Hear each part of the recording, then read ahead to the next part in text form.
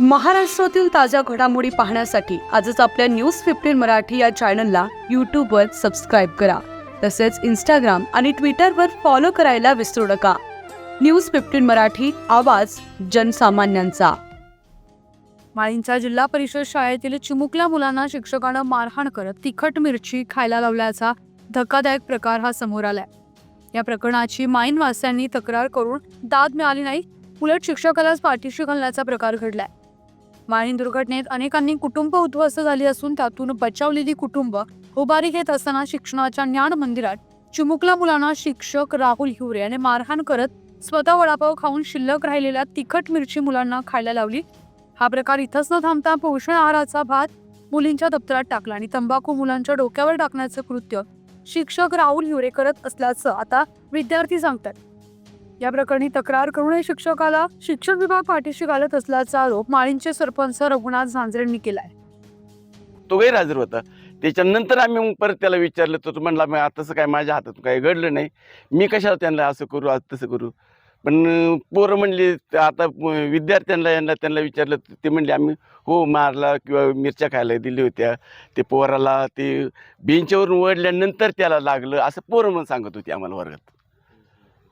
नाही त्याच्यानंतर पण आम्ही आहे ना साहेब बरेच त्याचे तक्रारी म्हणजे आम्ही बीडीओ मॅडम तर पण पर्यंत पण पोहोचवलेले आहेत आम्ही.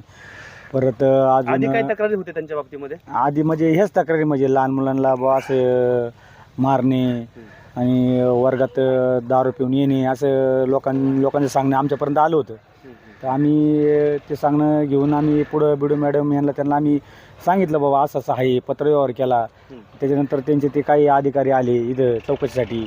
चौकशी केल्यानंतर ते सर म्हणाले नाही आम्ही आमच्या घरातच दारू कोणी पित नाही, मी कसं काय पिऊन येईल असं.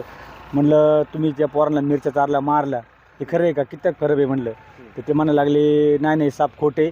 त्या पोरांची आम्ही त्या सरांनी असं केलं आहे का, त्या पोरांची बाईट पण घेतलेली का बुवा मी तुम्हाला मारलं का, मी तुम्हाला मिरच्या चारल्या का असं दम देऊन नाही का. तर त्या पोरांनी व्हिडिओ केलेत का?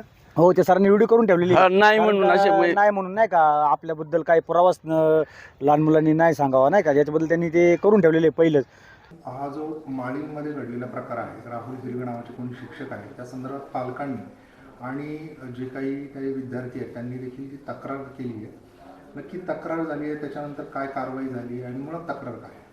तक्रार लेखी स्वरूपात नाही आम्हाला. 15 ऑक्टोबरच्या आधीचा ही तक्रार आहे. ज्यावेळेस मला तक्रार फोनद्वारे मिळाली, मग विस्ताराधिकारी जे शिक्षणचे आहेत त्यांना मी चौकशीसाठी पाठवलं. त्यांनी चौकशी केली आणि हा एक विषय आणि ओव्हरऑल त्या शिक्षणाचं जे वर्तन आहे शिक्षकाचं त्यावर मी चौकशी केली आहे. तो अहवाल मला प्राप्त आहे.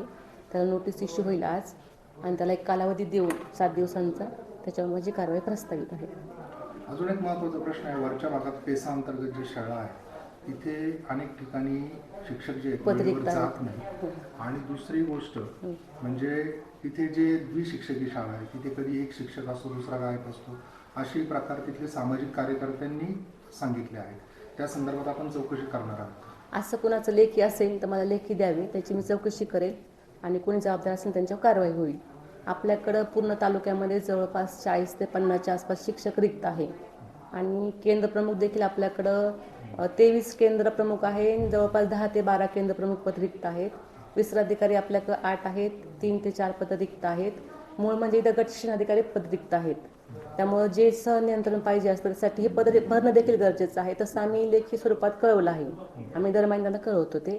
तर आपण जे म्हणत आहात शिक्षकांबाबत असं काय असेल तर मला लेखी स्वरूपात द्या, मी चौकशी करते, संहितावर नक्कीच कारवाई होईल.